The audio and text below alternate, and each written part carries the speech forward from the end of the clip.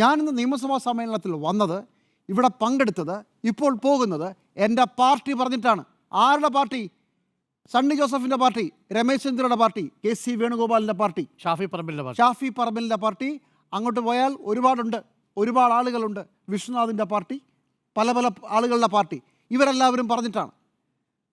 ഈ ഒരു ചൊല്ലുണ്ട്, മകൻ ചത്താലും മരുമകളുടെ കണ്ണീര് കണ്ടാൽ മതി എന്നുള്ളതാണ്.